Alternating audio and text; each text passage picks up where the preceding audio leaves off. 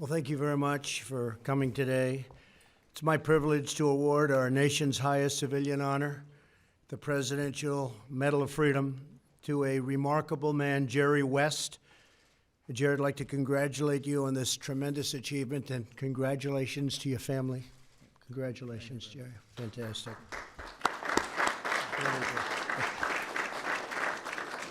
We're delighted to be joined by Jerry's wife, Karen, and their wonderful family. And thank you very much, everybody. Well, look at that family, huh?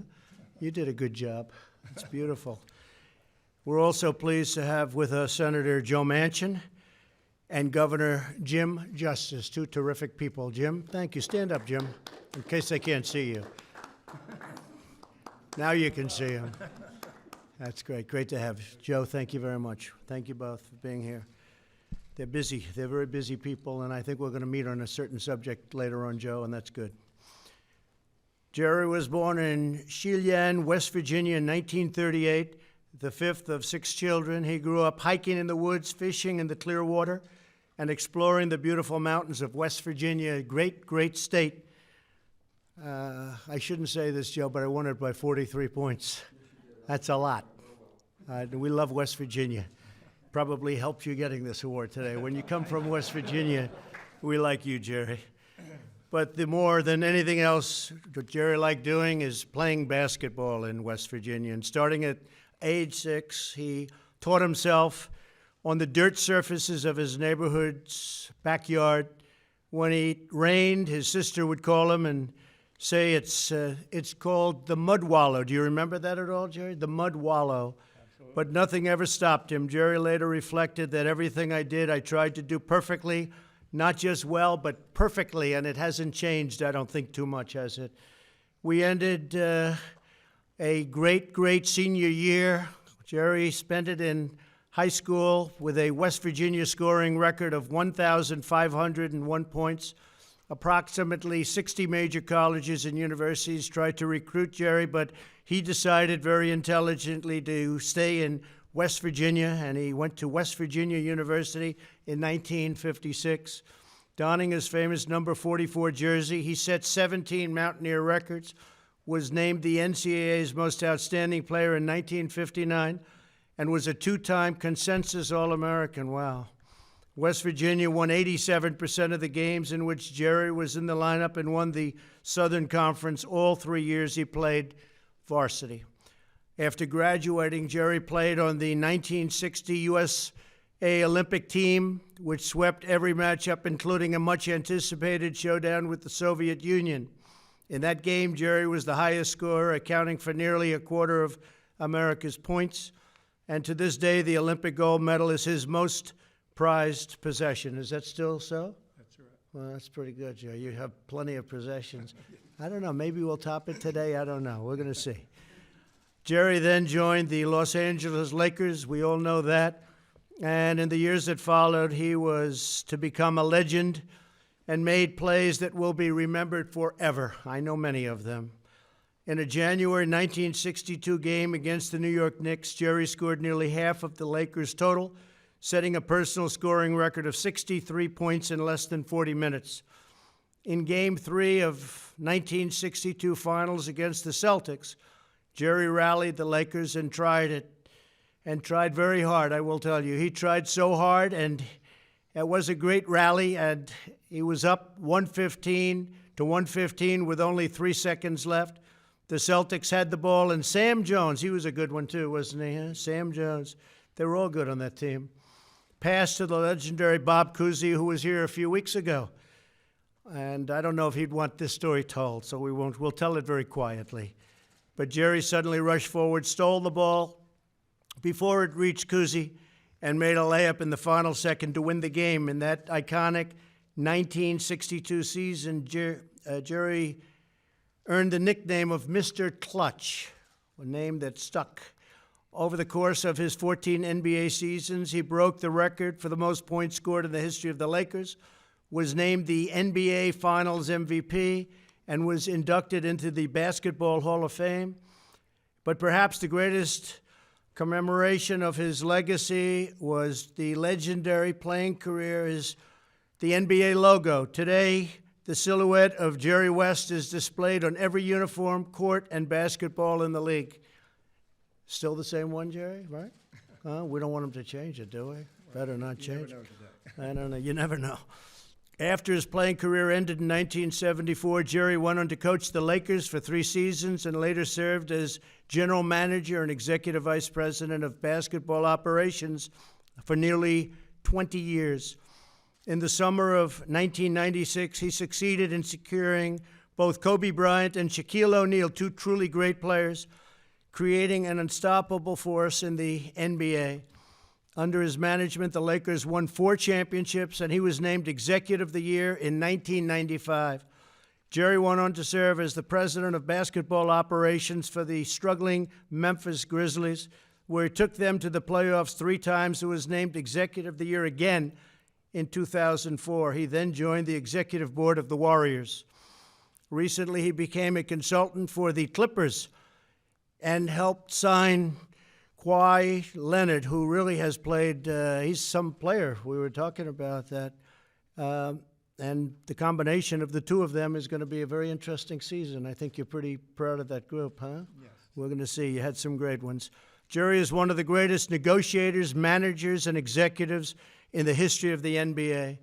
In addition to his sterling professional career, Jerry helped raise millions of dollars for charity in Los Angeles, contributed to a flood of relief efforts in West Virginia, and generally just incredible supporter of West Virginia and West Virginia University. He's also brought awareness to the risks of atrial fibrillation. Oh, I didn't know that, Jerry. That's very good. That's big stuff for you, right? That's very good. That's very good. And is a passionate supporter of our nation's veterans. Jerry works harder than just about anybody I can imagine helping our nation's veterans. Jerry West is one extraordinary American, and I'd now like to ask the military aide to come forward and present Jerry Allen West with the Presidential Medal of Freedom. This is so richly deserved. Thank you very much. Thank you, Jerry. Congratulations.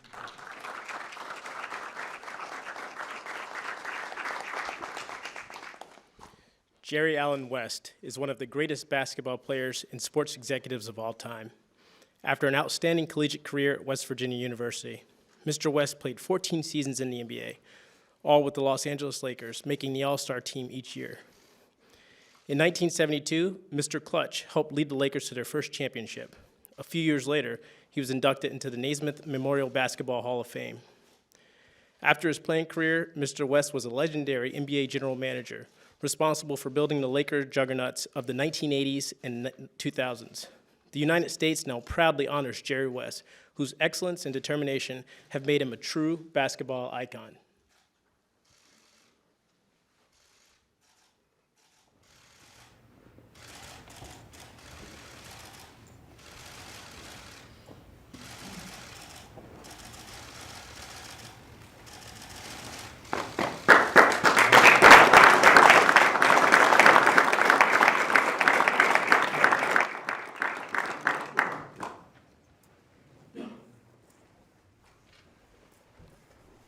First of all, thank you, Mr. President. Well, where shall I begin?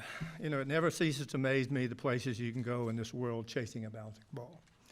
My chase began in Chillian, West Virginia, where I strung a wire basket with no net to the side of a bridge. If your shot didn't go in, the ball rolled down a long bank, and you would be chasing it forever. So you better make it.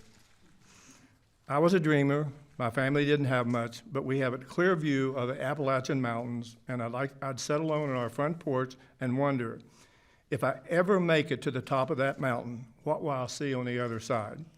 Well, I did make it to the other side, and my dreams have come true. I've been able to see the sides thanks to that bouncing ball. I spent my childhood in West Virginia and my adulthood in Los Angeles, two of the most profoundly different places in this country, and I've been shaped by wonderful people in both. I would have never made it through West Virginia University without Ann Denardi, a surrogate mother of sorts who gave me a room in her house and constantly fed me to pack weight on my 160-pound frame. She cussed me when I needed it, and boy, that was a lot. Like the time I fled back home before my freshman year, personally convinced that I did not belong in college, and hugged me when I needed it, which was probably at the same time. Ann was strong, sassy, Italian, not so much different than another incredible woman that I eventually met in Los Angeles and married. Thank you, Karen, for accompanying me and tolerating me on this long, rich American journey. I've experienced a country at war, a country at peace, a time when we huddled around the radio with terrible reception to hear President Roosevelt's weekly addresses, to a time when we read on our cell phone President Trump's instantaneous tweets. You're pretty good at that, by the way.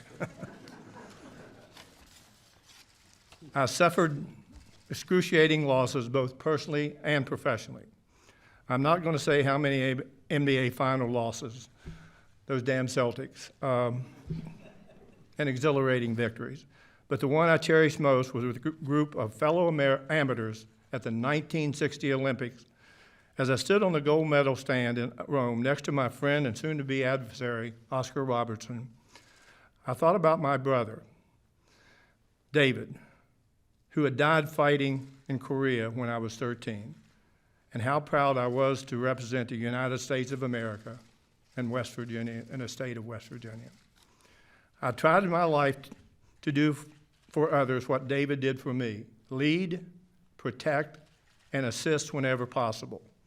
The David West and Willie Akers Academic Center at West Virginia University is a place where I hope young men and women in my home state can also dream about the top of the mountain and take the first steps toward realizing those dreams. I am surrounded here today by my wonderful family, although my sister Hannah and Barbara are not able to make this trip.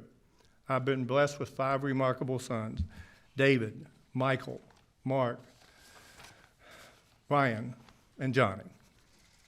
I've been privileged to work for 4 fantastic basketball franchises: the Los Angeles Lakers, where I celebrated the most memorable triumphs, where I mourned the most painful setbacks, and partnered with a true visionary, Jerry Buss, who changed the landscape of professional sports. Michael Heisley, the Memphis Grizzlies, gave me an opportunity to rebuild a franchise looking for its way. The Golden State Warriors, where I witnessed some of the most beautiful basketball ever played, alongside a most unique and successful ownership group. And now the LA Clippers. I work with an incredible and an inspirational leader, Steve Ballmer. And maybe I'm being prejudiced, but the best staff that I've ever known. I've had many great coaches and teammates that I will never forget.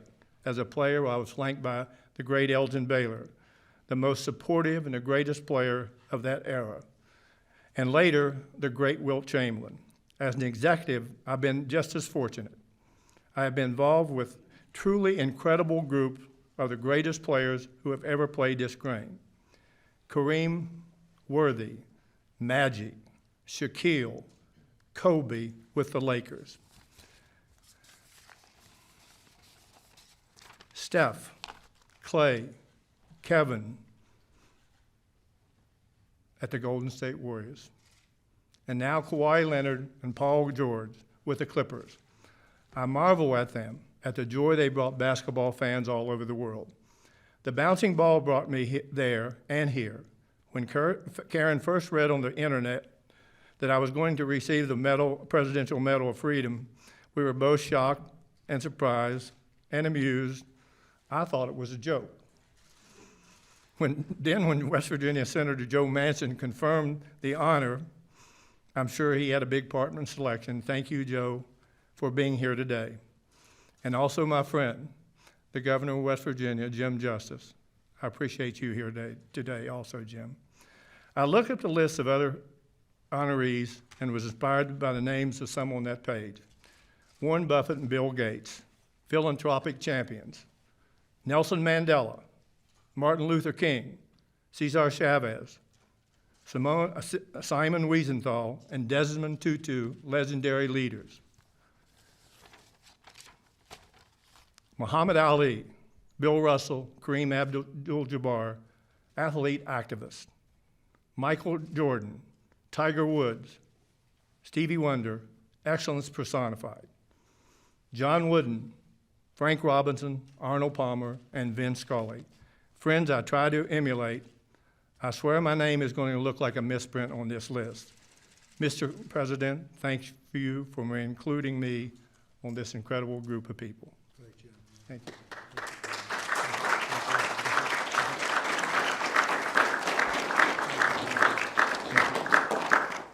Congratulations to Jerry. Also, Johnny, congratulations on your marriage to a great golfer, Michelle Lee, who's here today. And thank you, Michelle, for being here. Thank you, everybody.